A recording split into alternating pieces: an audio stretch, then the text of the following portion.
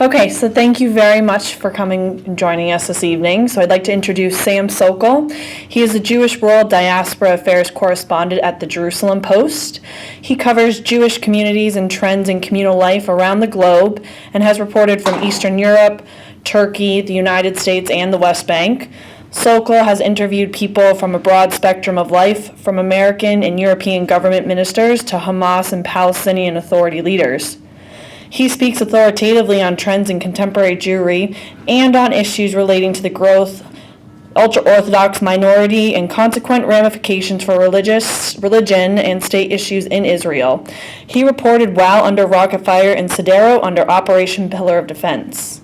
So I'd like to welcome Sam Sokol, and then we'll take questions afterwards. Thank you. Thank you, Sam. Thank you for having me. It's a pleasure to be somewhere where I don't actually have to wear a flak jacket or watch out for falling missiles, so thank you very much for that. I'm here today to speak to you about the situation of the Jewish community in Ukraine. Now, just a short while ago, in 2013, if you had asked members of the Jewish community in Ukraine what one of their main worries was, they would respond that one of the top worries, just like Jews in Hungary or Greece, was the rise of the far right, the anti-Semitic Svoboda Party, which had previously gotten about 10% of the nation's parliament. And when you have a country where 10% of the parliament is controlled by a party which is considered to be neo-Nazi by the World Jewish Congress, you know you're in trouble. You know something's wrong. And the Jewish community was worried and trying to figure out what to do about this. There were discussions. You had international Jewish groups talking. And during the midst of this dialogue, during the midst of this fear, during the midst of the worry, the Maidan Revolution breaks out. The Ukrainian people said, we've had enough of the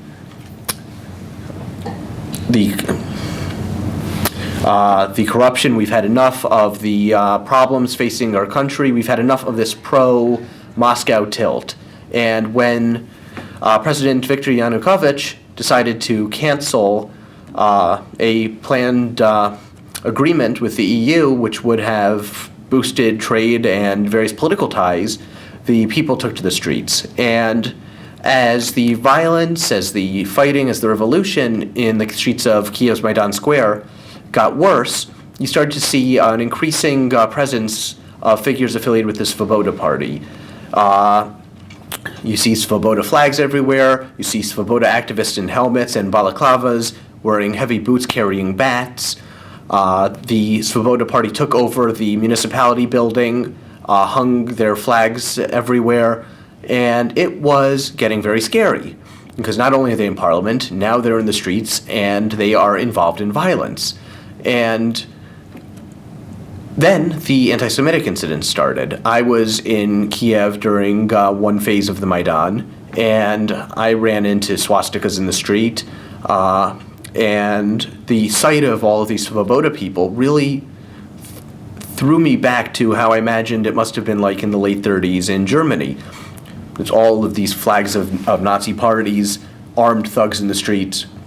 And you started to see some limited violence against Jews. One yeshiva student was stabbed and was found bleeding in the local mikveh. He had made his way to a compound with the synagogue and hid.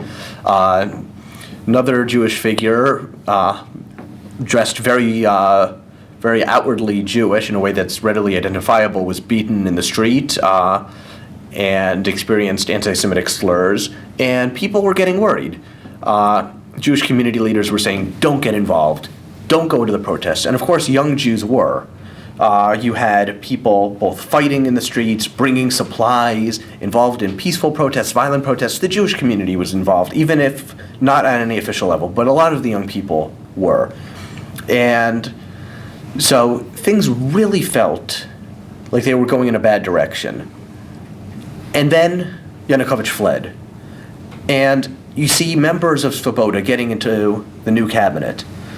And the Russians start saying, well, the new government is fascist, the new government is anti-Semitic. And while on a whole it wasn't, there's still that nagging feeling in the back of your head, well, aren't they? Haven't they brought in neo-Nazis? And then everything changed, because while the Russians are screaming at anti-Semites, Ukraine holds free elections, and because of, at least in my opinion, because the agenda of Svoboda had been taken up, the anti-Russian agenda had been taken up, and by all of these more centrist parties, more moderate parties, they were undercut. They have no more support.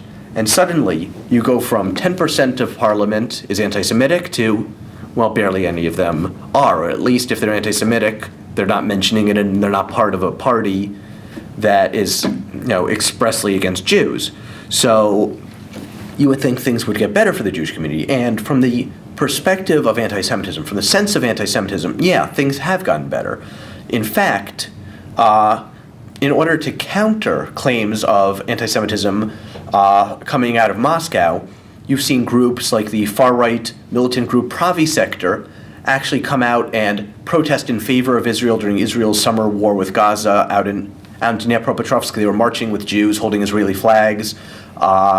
You've had Pravi Sector people coming out and painting over swastikas, painted in streets. And you've had this big effort to distance Ukrainians from anti-Semitism, to say, no, that's just the Russian propaganda. Because anyone paying attention can recall that Putin, when he came in and annexed Crimea, said, well, I have to protect the Russian speakers, I have to protect the other minorities, and I have to protect the Jews.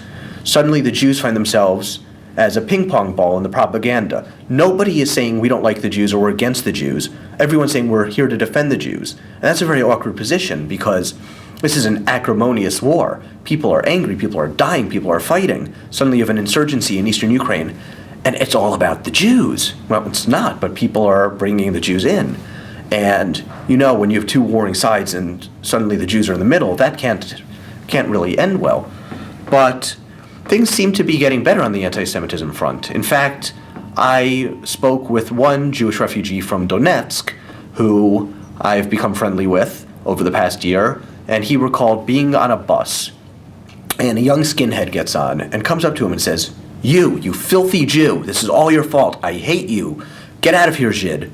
And the entire rest of the bus got up as a mob and physically hauled the anti-Semite off the bus and apologized to him. But this isn't to say that things are perfect.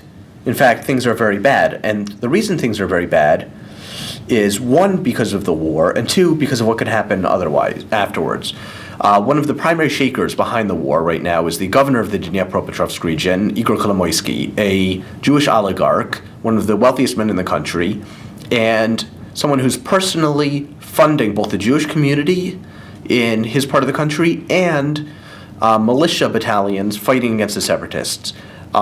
You have very prominent Jews involved speaking against the separatists. You have Joseph Zissels, the head of the VAD, Committee of Ukraine, speaking, taking a very nationalist Ukrainian line. You have the chief rabbi, Yaakov Dov Bleich, with a very anti-Russian line. You really see the Jewish community coming out and taking a very pro-Ukrainian line, whereas before they wanted to have nothing to do with it.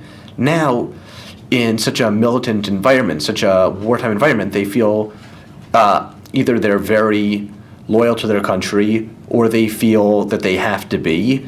But whatever the reason, they're very prominently pro-Ukrainian. And when you have prominent figures involved in the running of the war, such as Kolomoisky, if things go bad, you could have a backlash. Now, at the moment, you do have neo-Nazis fighting on both sides in eastern Ukraine in the Donbass region. You have the Azov Battalion of the Ukrainians, which is made up of members of neo-Nazi groups. You also have neo-Nazis fighting on the Russian side. But Jews do not seem to be the major problem. During the early stages of the war, masked armed men started handing out flyers in Donetsk, the center of the insurgency. It's a city that was a city of about 1 million people before the war. It's about half that now. And these flyers stated, Jews, come and register. You need to register. We have to know where all the Jews are and what property you have. Well, the local rabbi sent a representative to the separatists, and they told him, get the hell out of here. What do we care about the Jews? It's not our problem. So, on the one hand, both sides have been good to the Jews as Jews, even though recently we did see what seems to me to be something that could have negative repercussions down the line, bringing the Jews back into the conflict. We've seen that the head of the Donetsk People's Republic gave a press conference calling the Ukrainian leadership Jews in a derogatory sense, as if to discredit them for being Jewish, which is something that the Russian media does quite a bit of, alleging Jewish ties of leading people in Ukraine. Now, the fact that the Donetsk People's Republic is doing this is quite strange, given the fact that the foreign minister of the DPR is a former camp counselor from a Jewish agency summer camp. So it's very contradictory. It's very hard to really say what the attitudes are on the ground. But the real hardship for the Jewish community in Ukraine has not been from anti-Semitism. What everyone thought would be the threat hasn't been the threat. The threat has actually come from the people who are ostensibly protecting the Jews. When Putin comes in and says, I'm doing what I'm doing to protect the Jewish community, that's the problem. Because what we've seen is Jewish communities that were decimated by the Holocaust, repressed under communism, and had their numbers wiped out by emigration following the fall of the Soviet Union, when the majority of new immigrants to Israel from the Soviet Union were actually Ukrainians. Well, these communities, over the past couple of decades, have managed to rebuild themselves and reestablish themselves. Against all odds, they managed to create viable communities. And now these communities in places like Donetsk, Lugansk, Sloviansk suddenly find themselves completely untenable because the war has completely destroyed the fabric of their lives. Out of between 10 and 11,000 Jews in Donetsk before the war, 75% left. You have about 2,500 or so who remain. It's hard to get exact figures given how in flux things are, but the latest estimate from community activists over that way is about 2,500 left. Many of them are elderly pensioners. You also have people who are too poor to get out, and now obviously it's very hard to leave. But the people who are left are on food aid. You have crowds of hundreds showing up to the synagogue and the Jewish Community Center every day trying to get food. You've had a number of Jews in Mariupol and Donetsk and other cities who have been struck by rockets. A rocket recently hit right near the synagogue, about 300 meters away, hit a bus, burning people. And you see this situation where it's just hard to maintain the fabric of Jewish life. Many of the people who left, you've had several thousand who came to Israel, but you've also have thousands who have become internally displaced persons, IDPs. They are going from city to city in Ukraine, going through different transit camps, being helped by local communities. The Rabbi of Donetsk, Rabbi Vyshetsky, brought a group of about 200 people out with him to Mariupol, where they subsequently felt that they had to flee again because they were scared of bombardments on the city, and they went to Kiev. You have Jews scattered throughout the country in Shpola, Cherkasy, Zhytomyr, Kharkiv, Dnipropetrovsk. Some have gone to, I think some have gone to Crimea. People have gone to Rostov in Russia. But it's very hard to keep track of where these people are. The Jewish communities have been doing what they can to drive around, send people going around, bringing people food, supplies, but people have lost their savings. People are finding it hard to rent an apartment, almost impossible to find work. So these people are in flux. They've become the wandering Jews of Ukraine with very little help. And you have groups like the JDC, which is doing a lot, the International Fellowship of Christians and Jews, Chabad. But this is one of these issues that because it's not coming from anti-Semitism, because their troubles don't stem from hatred of Jews, it hasn't had that traction among the larger Jewish communities of the world. And when the problem started, when the Jewish federations in America, for instance, tried to raise money, one federation fundraiser told me that because it happened right after the troubles in Israel, they had donor fatigue. It was very hard to raise money. And this has been a real big problem because aside from the war itself, the financial situation of Ukrainian Jewry is absolutely horrific. The middle-class donor base, the people who were really giving indigenously within the community, has dried up. Now, you had three sources of money for Ukrainian Jews. You had local funders, you had oligarchs, and you had outside Jewish organizations from outside the country. Well, the outside Jewish organizations are still giving, and they're trying to up their game because the number of people they're servicing has risen just by a great deal. And the oligarchs, well, a lot of them are putting money into militias or are suffering from the economic collapse of Ukraine themselves and no longer have the same amount of money. And so you're finding these Jewish communities that are really on the edge, that are maintaining services, upping the level of services they give because the number of people who require them are higher, but you're going to run into a very big problem for the Jewish communities. Now, when it comes back to anti-Semitism, the worry, I think, at this point is if things continue to go bad and Jews continue to remain the center of propaganda, this could have a boomerang effect. Right now, it's almost de rigueur to be philo-Semitic to a certain degree because you don't want to look like you're following doing what the Russians accuse you of. How long that's going to last is hard to tell. The propaganda coming from the Russian side has been intense.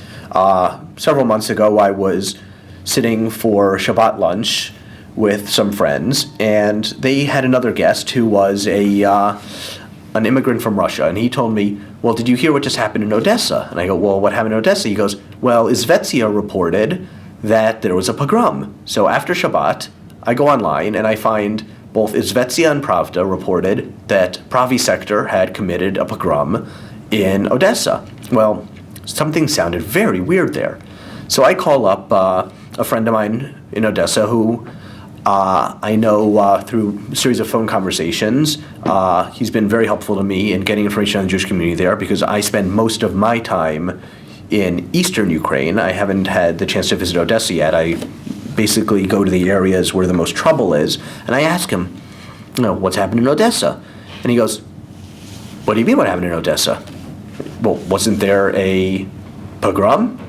Hold on, let me check. Two seconds. You hear him yelling in Russian. 2 seconds later, comes back to me, pogrom?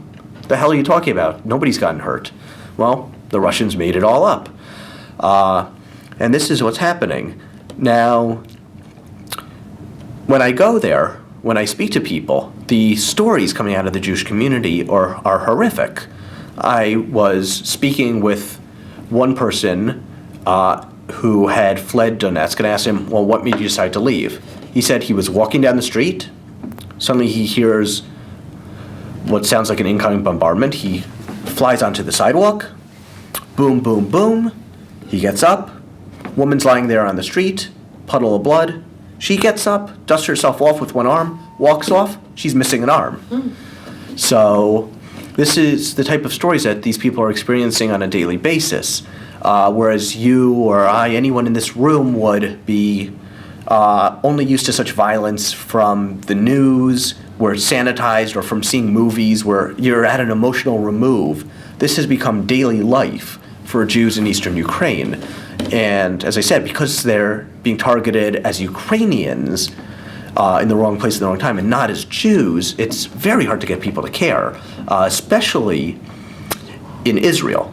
I think there's a certain, while in America, it just hasn't had the same resonance because Americans can connect to British Jewry or Greek Jewry or French Jewry because they're from Western or Southern Europe.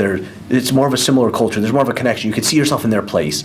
It's very hard for many American Jews to connect with Eastern Europe on an emotional level. Okay, they know maybe our family came from there a century ago, but there's not that resonance.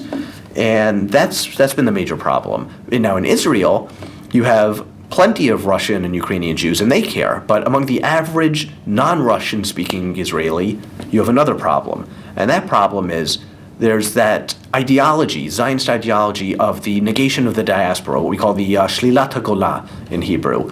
And that concept amounts to, well, the only legitimate Jewish life is in Israel, and you're somehow less of a Jew if you're not there. And when I speak to people in Israel and I go, well, this is a problem, what's happening there, we have to care, they go, well, they should have come on Aliyah, they should have moved here, they should have immigrated with the rest of the Soviet Jews. And it's almost impossible to convince them that we should care. they go, oh, well, I care a bit, but it's not enough to motivate me to do anything. And that's really the problem. It almost feels like a reverse anti-Semitism. They're so philo-Semitic, so pro-Jewish nationalism that someone who doesn't agree with that, or maybe doesn't have the capacity physically or economically to engage in that and to come, or even someone who just wants to build their own community in the land where they grew up, but there's not going to be that same amount of sympathy for them. Now, I'd like to actually end, before I take questions, with a slightly more amusing story from Ukraine, because I hate to be depressing, and that is during a recent trip to Mariupol, I was passing a checkpoint, and I wanted to take a photo of the checkpoint. I'm there with a photographer and a driver. And we go up to the soldiers, can we take a photo? They go, no, but if you go 30 meters off this little dirt path off the highway, there's a bunker, our commander is there, ask our officer, maybe he'll give you permission. So we go and I ask the commander, through a translator, can you take a picture? He goes, no, but you can take a picture with me. And he looks in the back of the car and he sees that I have a flak jacket. He goes, put on your body armor. So I go, okay, I put on my body armor. I figure, well, you can get the checkpoint in the background maybe, I can crop the photo. I need something for the paper for the next day. And so he grabs me after I get my body armor on, hugs me in close, and yells something in Russian. Next thing I know, a Ukrainian soldier starts running at me holding a Kalashnikov. And he picks up his gun, and he throws the loaded Kalashnikov at my head. And I catch it. And I did 2 years in the Israeli army. My first instinct, if I'm holding an assault rifle, is to put the strap around my neck and hold it properly. So I put it on, almost unthinking, and I'm standing there, and I look down. Holy God, I'm holding a Kalashnikov in eastern Ukraine. And I look at the commander, and I say in English, and I know he can't understand me, and I go, I'm a non-combatant. And I look at everyone around me, and I go, holy God, I'm a non-combatant, what am I doing? And he screams in Russian, and next thing I know, my driver picks up my DSLR and starts taking photos. And I'm just standing there bemused. If this gets out on social media, my God, I'm in trouble. I'm a non-combatant. And there's all these bright spots, funny spots, but what's happening there is not funny. And I think we need a little bit more public knowledge about what's going on. And now I'd like to open it up if anyone has a question or would like to ask something. I have a couple of questions, but thank you very much, Sam. Thank you.